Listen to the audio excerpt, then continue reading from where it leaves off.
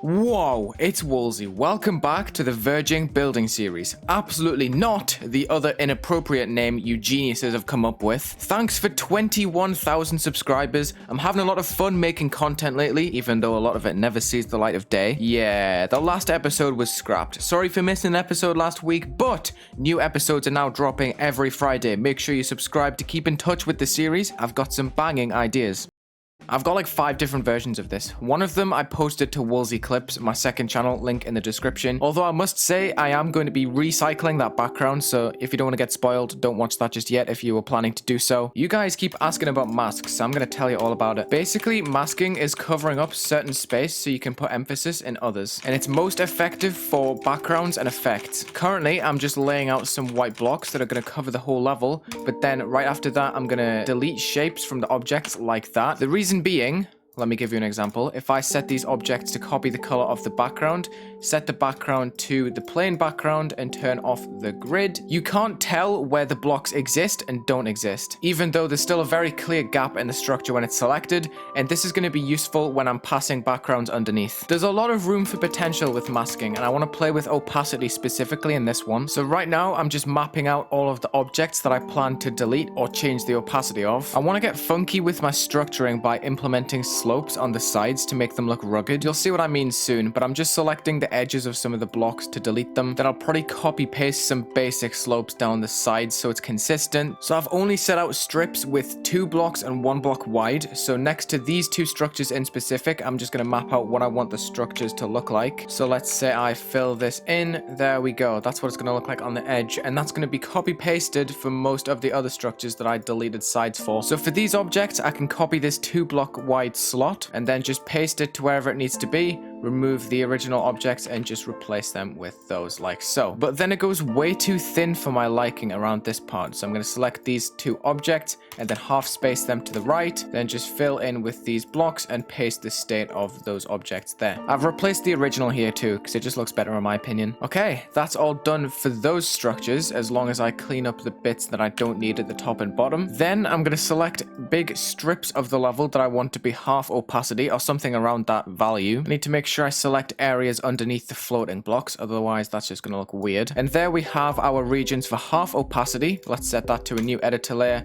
and a new group. I could use the alpha triggers that I set out last episode down here, but I want these to fade off very slowly at the beginning, maybe on like a 1.5 fade time at this point, I don't know. So now with our background and ground set to black and a new color channel 2 set to a pale red, I think it's time to start decorating. First off with a rainbow gradient that goes underneath literally everything. Starting off with this glow piece, we'll half space it into place, put it on color 2, then make sure it's on B4 and 1, copy paste it, move it 2 to the right, decrease the Z order by 1 and change the hue by about 20. The hue value shouldn't really matter as long as it's consistent enough to make a nice smooth rainbow. Alright, I've reached a glow piece with 180 hue, which is the exact same as minus 180 hue, which means that the next piece can just go minus 180 because it's the exact same and just add another 20 to continue that smooth hue increment. I've added the whole gradient to group 14, which is going to initially be offset by 8 blocks to the left, and on the very next frame it's going to lock to the x-axis forever. Just to get a look at how this is working so far, I've set all of the default blocks to invisible with group 1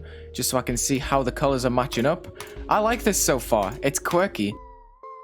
I'm going back to my old ways. When I used to create with a lot of rainbows, I used to set out a color trigger for color channel 2 on a 1-second fade time or so that would just cycle through different hues of the same color. And this is nice because all of the hues of the rainbow in the background are bound to the same color channel. So whenever I change the color, everything changes and it makes a nice sweeping rainbow effect. I think this could be the 3rd building video in a row that I'm using a glow corner piece effect, but there's still more gas left in the tank. Hopefully you don't mind. I'm going to set these to the layer above the rainbow gradient background and they're going to be set out in a row like this. Each row will have a new group, but they will all have the moving group, which I believe is 14, unless I'm really stupid. Yeah, 14. Okay, I've got 20 set out, as you can see, 20 objects. I've also dished out another new group, 35, which is going to offset them down about 5 blocks, maybe 6 blocks, I don't know. But the deal is, they are going to move one by one. Upwards, I'm going to say 60 blocks. On ease in out for about 3 seconds. I don't know how these values are going to change, but if I do change them, I'll explain. I'm just going to make a staircase of move triggers like so. The issue is that the space at the top is no longer covered because it's so far down. 7, 8, 9, 10. I need to select 10 rows of this and the last 10 move triggers and just extend it a little bit further up the screen because it was kind of cutting off. I'm going to have to use a different editor layer just to get this sorted, but I'm going to build helper the last 10 just so they all go to new groups, and then I'm going to have to move these awkwardly back into their place like that. All right, let me copy these move triggers across to the edge of their duration line, which is an option in this menu right here. I'm simply just going to make that minus 100 instead of 100. I'm just quickly seeing how 120 is going to work on this. Yeah, that looks a little bit better. So you can see it's going up and then slowly back down, and then it's going to bunch back up again. I like it. It's cool. At this point, there's still a crack at the top, but honestly, I can probably just use that group 35 and just move everything up by about 80 blocks at this point, because you're never really going to fall down at the bottom again. I can just very slowly move it up. Now, this effect is pretty lame at the moment. I'm going to select the whole lot, copy paste it, put it on a new editor layer, which sets everything to a new group. Then I can select the entire set of these glow pieces and flip them upside down. Then I just need to simply swap the values on the move triggers from negative to positive and positive to negative for the other set. So now when I play in normal mode, the opposing glow pieces are going to make a really nice rippling effect, as you can see, which changes speeds because of the ease in out. I think this looks pretty sick. I do need to tamper with the opacity a little bit because it's quite ugly. This is a perfect freeze frame of it, actually. We could just go right ahead, select one of these pieces and just level it down to the appropriate level. I'm just doing a bit of cleaning and taking out the objects that I do not need whatsoever. I usually keep this sort of stuff for moments where I don't have any ideas for anything specific and I'm just looking for ways to tamper with what I've got. I find it nice to do stuff like this when I need time to think. I've decided I want this level to be very bold, so it's going to be very simplistic in its looks, but there's going to be quite a lot of complexity in its shading. We're using the moving group 14 and a new group 77 for these objects that are going to run on T2. Big glow pieces that are on the exact same color channel as the corner pieces. It's just going to move towards the player ever so slightly. So then I copy paste, add it to a new group, add it to a new editor layer, make that all move a little bit faster. Then I want big shaded areas. New group 79, faster than all of the rest, like 400 or something, I do not know. And again, copy those, new editor layer, new group, full opacity this time, but instead I'm going to put an alpha trigger on this group and make it 90%, just like that. And that's going to be the big mama of these shady areas, but it's going to be slightly slower. It's going to move like 250, but that's only going on B1. That's not going above the player, and I may have given it the wrong group ID in the alpha trigger. It's looking mysterious. I like the way this is. I don't know why.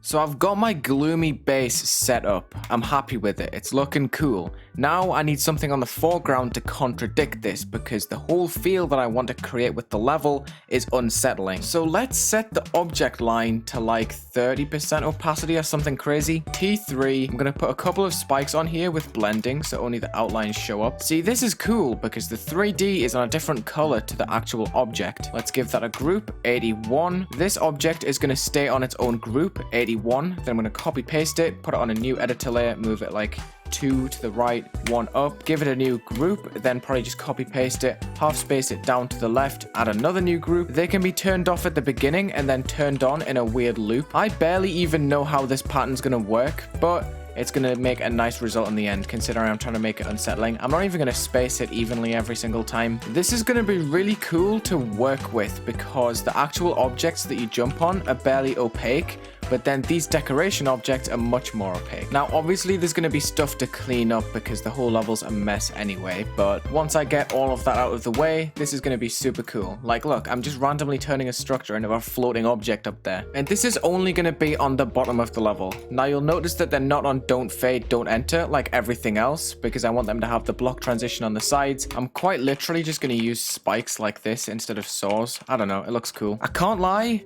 I'm kind of second guessing myself with this level right now. It doesn't feel like a Wulzy level. It feels like a Dance Women level, a second account. It's way more experimental than anything that I've ever put on my account, I think. I'm kind of trying to break out of this box that I'm in. I just want to make it clear that I'm not trying to impress anyone with this level. I'm not building to any sort of standard.